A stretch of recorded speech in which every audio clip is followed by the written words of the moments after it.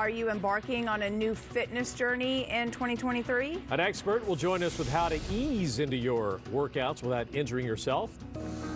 When it comes to gains made while working out, the old saying is true: if you don't use it, you lose it. Doctors say if you take weeks off from regular exercise, it could quickly reverse cardiovascular benefits and muscle strength. Scientists say it's around the 3-week mark that you will notice it's more challenging to get through a cardio workout. For muscle strength, you'll start to notice a difference around 8 weeks. Doctors say any activity is better than nothing, so if you don't have the time to get a full workout in, just a few minutes of activity is sufficient.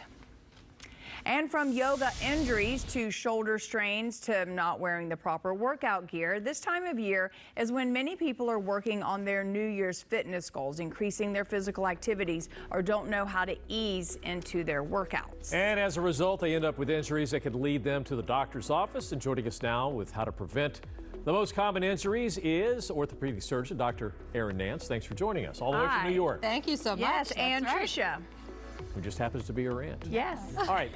So why is it so many people injure themselves when they start a program? And probably the previous story might explain that. So it's wonderful that people are getting out there with their new exercise routines, but it is when we see the most injuries. And it's because people are doing too much, too fast. And what I mean by that is they're doing exercises with weights that are too heavy and too many repetitions. And also, if you're starting a new program and you don't have the proper form, that can put a lot of stress and strain on the muscles and the joints. All right, let's get to some of the culprits and the offenders, and we're going to start with shin splints. So this is really common one and very common when people start a new routine because they're doing too much. So shin splints is when you get pain right here in the front of your shin, and it's an inflammation of the muscle that attaches to the shin bone. And people get this because they're training for the marathon or they're starting something and they want to do as much as they possibly can. And so the tips are you want to start with low mileage and you want to avoid doing the treadmill on an incline. Okay. And along with the shins, right above that is the knee. That's my problem. Exactly. So a lot of people complain about pain right here in the front.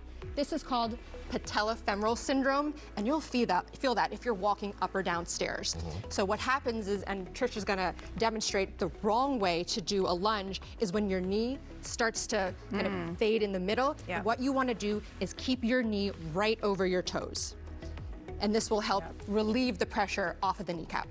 Does ice help when things are hurting? Ice is definitely good when you have an acute issue. So right after the injury or right after you feel something that's not quite right, ice is excellent. Okay, and then a lot of folks have lower back issues as well. Everybody hates a lower back injury, and this is because you've either strained the muscle or you've had a herniated disc. And so when you're thinking about ways to protect your back, you want to make sure that when you're doing your exercises, you have your back in neutral. And as Trish is going to demonstrate, when you're doing exercises, you want to make sure that this back is straight, a neutral back, not a hunched over back. And any particular angle there, like, that's not 45 degrees, that's like... Your hips, you can change the angle of your hips. It's more important how straight the back is. Okay. Okay. All right, another problem is wrist pain. So I'm a hand surgeon. This is what I see most commonly. Good for you. People really complain about pain in the top of their wrists when they're doing those push-ups or planks.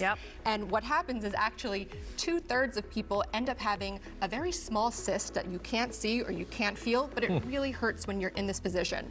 So Trish is going to show the modified way to do a plank or a push-up where you use your forearms to kind of bear the brunt of the load.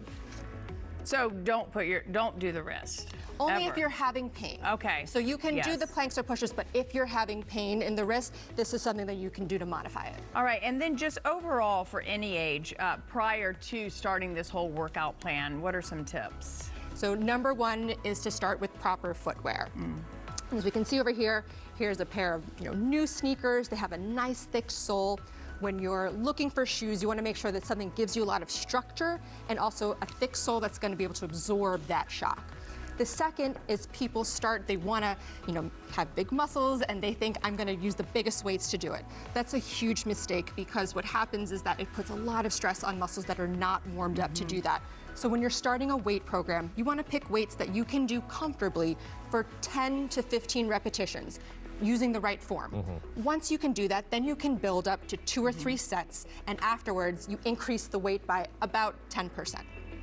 And the third thing is to make sure that you do your pre-workout stretching and then your post-workout cool down, which everyone forgets, or everyone is too busy and they forget to do that. But as Trish is demonstrating here, this is a foam roller. I'm not sure if you've ever used a foam roller. And it can be really uncomfortable at first, but what it's doing is breaking up that lactic acid that builds up in the muscle. And once you start using it, you'll never want to stop.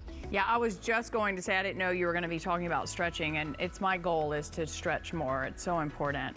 It's so important in preventing injuries and just keeping your body limber. Hey, that's how Tom Brady lasted till 45 playing in the NFL. He was big on stretching, more than lifting weights. And plant-based. Yeah. All right. Thanks for the demonstration and all the information. For more information on preventing fitness injuries, you can go to Dr. Nance's website. You can also follow her on Instagram and TikTok. Good job. Awesome, thanks.